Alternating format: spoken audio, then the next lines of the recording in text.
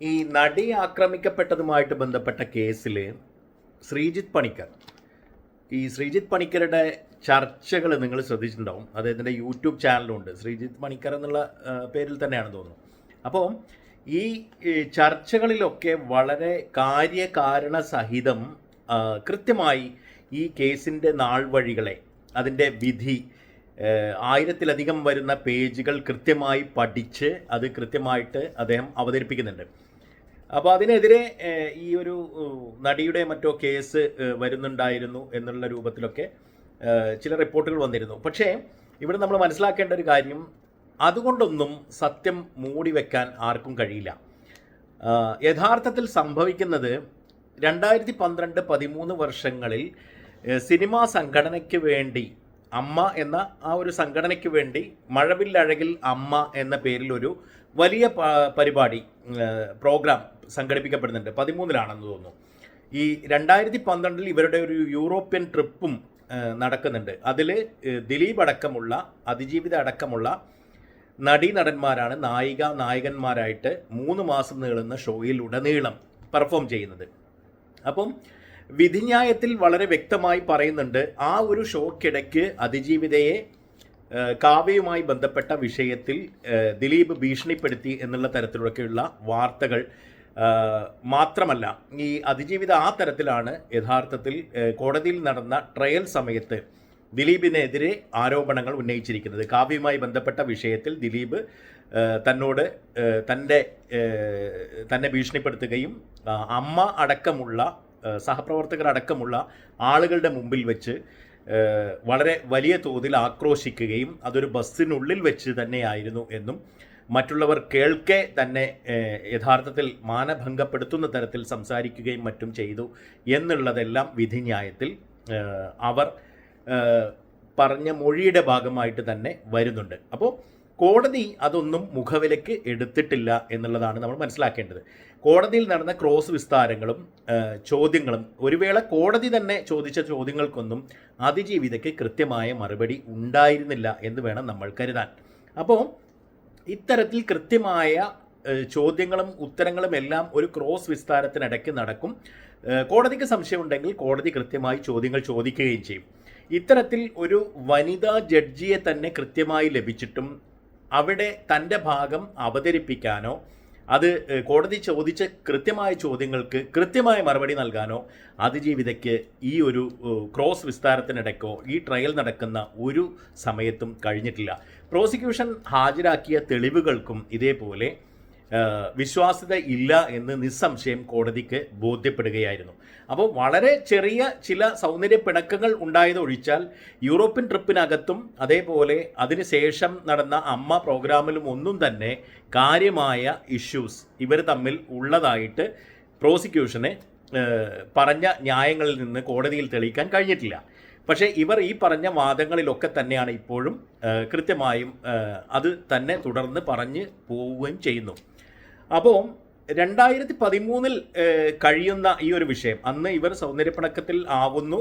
ഈ മഞ്ജു അടക്കമുള്ള ആളുകളോട് കാവ്യയുമായി ബന്ധപ്പെട്ട കാര്യങ്ങളെപ്പറ്റി പറയുന്നതോടുകൂടിയാണ് ഈ പ്രശ്നങ്ങളുടെ ഒരു ആവിർഭാവം, തുടക്കം എന്നൊക്കെ പറയുന്നു.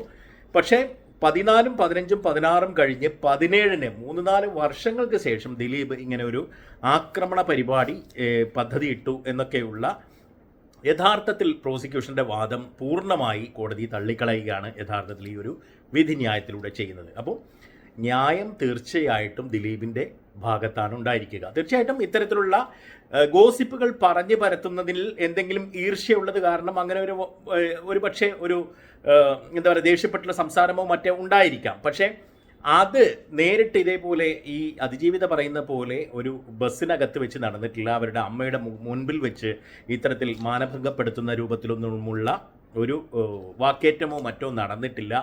അതിന് ഉപോത്ബലകമായിട്ടുള്ള സഹപ്രവർത്തകരുടെ മൊഴികളോ മറ്റോ ഒന്നും കൃത്യമായി ഹാജരാക്കാൻ കഴിഞ്ഞിട്ടില്ല. പിന്നെ ഈ ഒരു കേസിൽ പോലീസ് നടത്തിയിരിക്കുന്ന ഒളിച്ചുകളി എന്ന് പറയുന്നത്, ആദ്യഘട്ടത്തിൽ പോലീസ് ഈ സഹപ്രവർത്തകരെ, സിദ്ദിഖ് അടക്കമുള്ള, റിമി ടോമി അടക്കമുള്ള, നാദൃഷ അടക്കമുള്ള മുഴുവൻ സഹപ്രവർത്തകരുടെയും മൊഴിയെടുത്തു എന്ന് പറയുകയും പോലീസിന് തോന്നിയ രൂപത്തിൽ ഈ മൊഴി രേഖപ്പെടുത്തുകയും ചെയ്യുകയായിരുന്നു. അപ്പം ഈ തരത്തിൽ മൊഴി രേഖപ്പെടുത്തിയാലുള്ള പ്രശ്നം എന്താണെന്ന് വെച്ചാൽ കോടതിയിൽ വരുമ്പോൾ, ട്രയലിൽ വരുമ്പോൾ ഇവർ ഈ മൊഴി മാറ്റി പറയും. കാരണം അവർ ആ മൊഴി പറഞ്ഞിട്ടില്ല, പോലീസ് തന്നെ എഴുതി വെച്ചതാണ്.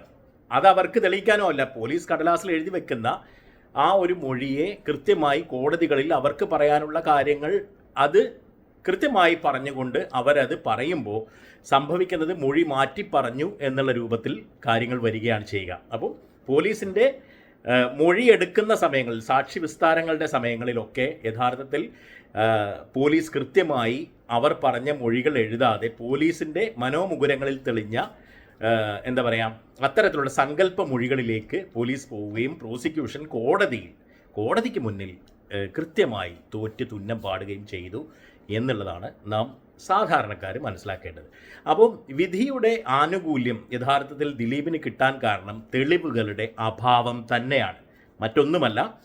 കൂടുതൽ വ്യക്തതയോടുകൂടി ഇപ്പോൾ ശ്രീജിത്ത് പണിക്കരെ പോലുള്ള ആളുകൾ ഈ ഒരു വിഷയമെടുത്ത് കൃത്യമായ ചർച്ചകൾ നടത്തുന്നുണ്ട്. അപ്പോൾ താല്പര്യമുള്ളവർക്ക് അത്തരം ചർച്ചകളൊക്കെ കാണാവുന്നതാണ്. ഇത് വളരെ വലിയൊരു വിധിന്യായമായതുകൊണ്ടും സെൻസേഷണൽ ആയതുകൊണ്ടും കൃത്യമായും ഈ ഒരു കേസിനെ സമീപിക്കുക തന്നെയാണ് ന്യായാധിപനും ചെയ്തിട്ടുള്ളത്. തീർച്ചയായിട്ടും നമ്മുടെ നാട്ടിലെ നീതിന്യായ വ്യവസ്ഥിതിയെ ബഹുമാനിക്കുന്ന നല്ലൊരു വിധി ന്യായം തന്നെയാണ്. ബഹുമാനിക്കപ്പെടേണ്ട രൂപത്തിൽ തന്നെ കൃത്യമായ തെളിവുകൾ, അതിൻ്റെ അഭാവം അത് കൃത്യമായി ചൂണ്ടിക്കാണിക്കപ്പെടുന്നു. ആ തരത്തിൽ കൃത്യമായ രൂപത്തിൽ തന്നെയുള്ള ഒരു കേസ് നടത്തിപ്പാണ് നടന്നിട്ടുള്ളത്. ഇവിടെ ഓരോ വാദങ്ങളും കൃത്യമായും രേഖപ്പെടുത്തപ്പെട്ടിട്ടുണ്ട്. അപ്പോൾ അതുകൊണ്ട് തന്നെ മേൽക്കോടതികളിൽ ഇനിയിപ്പോൾ ഒരു അപ്പീലിന് പോയാൽ പോലും ഈ അപ്പീലിൽ ഇവിടെയുള്ള സാക്ഷി വിസ്താരങ്ങളും നേരത്തെ നടന്നിട്ടുള്ള മൊഴികളും കോടതിയിൽ രേഖപ്പെടുത്തപ്പെട്ട മൊഴികളും കോടതി അടിസ്ഥാനമാക്കിയിട്ടുള്ള മൊഴികളുമെല്ലാം തന്നെ വീണ്ടും മേൽക്കോടതികൾ പരിശോധിക്കുമ്പോൾ തീർച്ചയായിട്ടും അതിൻ്റെ ആനുകൂല്യം, അത് വിശ്വാസയോഗ്യമല്ലാത്ത രൂപത്തിലുള്ള ദുർബലമായിട്ടുള്ള വാദഗതികളെല്ലാം തന്നെ പൊളിഞ്ഞ് പാളീസാവും എന്നുള്ള കാര്യത്തിൽ സംശയമില്ല. ഇനി ഹൈക്കോടതിയിലേക്കാണ് കേസ് പോവുക. ഇപ്പോൾ സംസ്ഥാന സർക്കാർ അത് അപ്പീലിനുള്ള നടപടികൾ ദ്രുതഗതിയിലേക്ക് കൊണ്ടുപോകുന്നു. കാരണം രാഷ്ട്രീയ പ്രേരിതമായിട്ട് കൂടി നമുക്കിതിനെ കാണേണ്ടതുണ്ട്.